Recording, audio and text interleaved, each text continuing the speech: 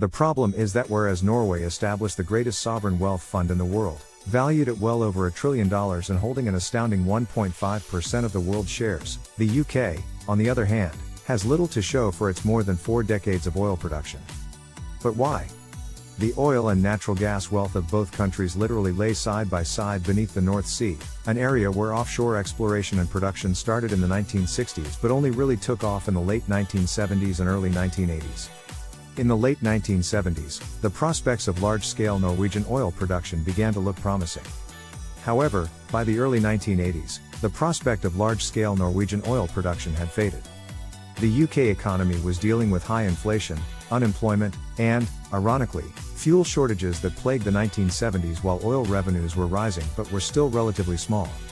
However, all that was about to change as the early 1980s saw the UK reach peak oil and gas worth more than 3% of GDP per year at its peak, or an estimated £45 billion at today's prices, a windfall. Deindustrialization was a costly process at the time, so the newly discovered oil wealth came in very handy, generating £166 billion for the government over the 1980s and allowing for significant tax cuts.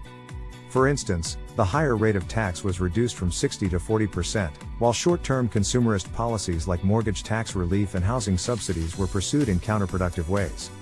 The Nordic nation concentrated on ensuring its oil windfall would have a long-lasting impact benefiting future generations and established the Government Pension Fund in 1990, now regarded as the largest sovereign wealth fund in the world. Up until today, each year's surprise oil windfall has benefited future generations, even though its economy didn't face the same economic pressures as the UK at the time and wasn't anywhere near as wealthy as it is today based on large revenues relative to a small economy. Even though these deposits make up less than half of the fund's value, most of the returns are actually generated by the investments made overseas to keep Norway's small domestic economy from overheating. Only a small portion of these returns is transferred back to the government each year to ensure long-term sustainability, but even so, these transfers still equal about 20% of all government spending. As for the UK, well, had the country followed a similar strategy, it would have produced similar returns. According to a 2008 study, investing half of its wealth into a fund would have still resulted in a £200 billion spending pot, which was still larger than most sovereign wealth funds and not far behind Norway's at the time. Despite the billions that were actually generated, however, Norway has received more than 2.5 times the state revenue per barrel than the UK has, receiving 29.80 compared to the UK's 11 at 2014 prices. This is due to 3 main factors.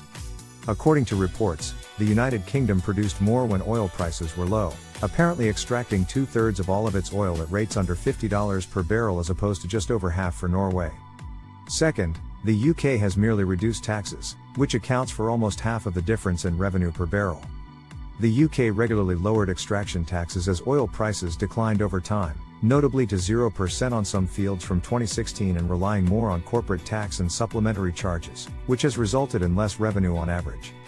Finally, unlike Oslo, London does not own a stake in the oil extraction companies.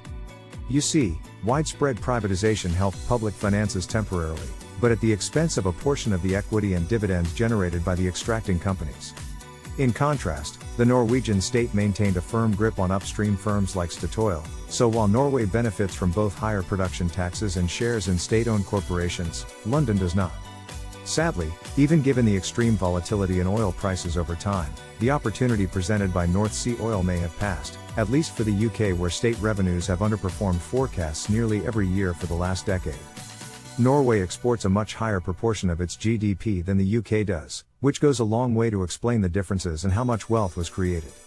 Since the mid-80s oil peak is still a very long way off, the UK's lost oil riches is mostly a function of how much oil actually made it into the state's coffers rather than what was done with it. To be fair, the UK has a lot larger population than Norway, which would have limited the impact while also having to deal with new economic pressures as revenue began to flow, but like many others, we can't help but wonder if even a small portion of that oil wealth had been used to create a fund.